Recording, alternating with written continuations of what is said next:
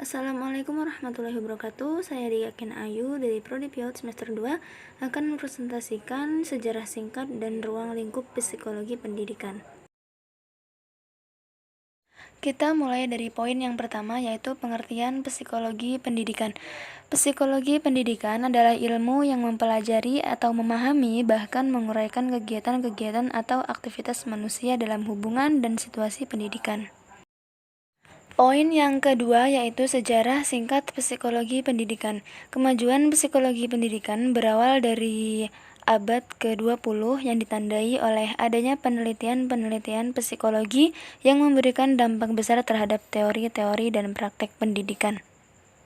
Adapun teori-teori tersebut antara lain psikoanalisis dari Freud, behaviorism dari Watson, dan Gestalt dari Kafka.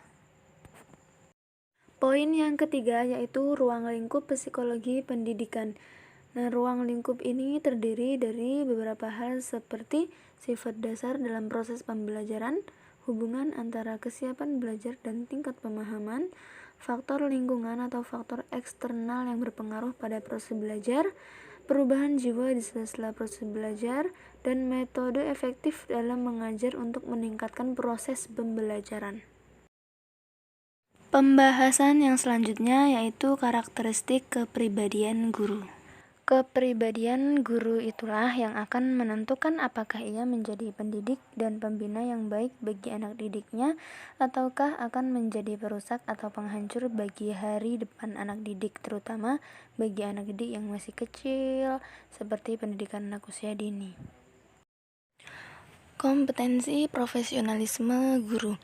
Standar kompetensi profesional merupakan kemampuan yang harus dimiliki oleh seorang guru dalam melakukan perencanaan dan proses pembelajaran.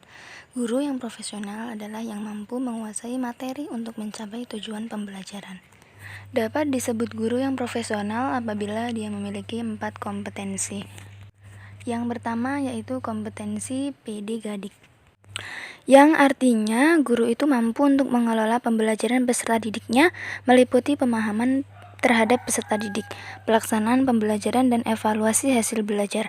Jadi pendidik harus mempunyai potensi yang lebih untuk bisa memudahkan peserta didik dalam melakukan pembelajaran. Selanjutnya yaitu kompetensi kepribadian. Yang dimaksud kepribadian di sini yakni pendidik mempunyai kemampuan kepribadian yang dewasa, berwibawa, dan bisa menjadikan contoh atau suri tauladan yang bisa dianut oleh peserta didiknya. Selanjutnya yaitu kompetensi profesional. Kompetensi profesional yang dimaksudkan itu adalah kemampuan yang dimiliki oleh seorang pendidik tentang penguasaan materi pembelajaran peserta didiknya secara luas. Jadi pendidik harus menguasai semua materi untuk pembelajaran para peserta didiknya. Kompetensi terakhir yang harus dimiliki oleh seorang guru adalah kompetensi sosial, yaitu kemampuan yang harus dimiliki oleh seorang pendidik dalam bersosial atau bermasyarakat. Jadi bisa berkomunikasi dan bergaul secara efektif dengan peserta didiknya, bisa menjadi contoh bagi peserta didik dalam bersosial atau bermasyarakat pada lingkungan sekitar. Pembahasan yang selanjutnya yaitu fungsi dan ragam proses pembelajaran.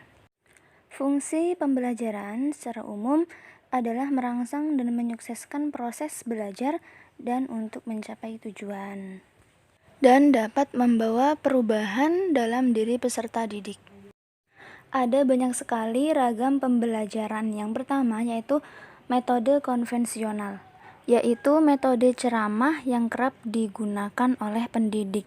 Maksudnya metode ini menyampaikan informasinya itu hanya secara lisan kepada siswa, jadi membuat siswa mungkin bosan dan mengantuk. Metode selanjutnya yaitu metode diskusi. Metode ini merupakan metode pengajaran yang erat hubungannya dengan belajar pemecahan masalah. Nah, metode ini bisa dilakukan secara berkelompok atau diskusi kelompok. Nah, metode ini bentuknya tukar-menukar informasi antara guru dengan murid dan murid yang satu dengan yang lainnya. Metode tanya jawab. Metode ini yaitu memungkinkan terjadinya komunikasi secara langsung, sebab pada saat yang sama terjadi dialog antara guru dan siswa. Jadi dalam komunikasi ini terlihat adanya hubungan timbal balik secara langsung antara guru dengan siswa. Selanjutnya yaitu metode eksperimen. Metode ini adalah cara penyajian pelajaran di mana siswa melakukan percobaan dengan mengalami dan membuktikan sendiri sesuatu yang dipelajari. Metode yang terakhir yaitu metode pembelajaran karya wisata. Jadi metode karya wisata di sini berarti kunjungan di luar kelas atau di luar sekolah ya. Nah, kunjungan tersebut tidak mengambil tempat yang begitu jauh dari sekolah. Misalkan mempelajari tentang sapi, anak-anak diajak ke tempat peternakan sapi.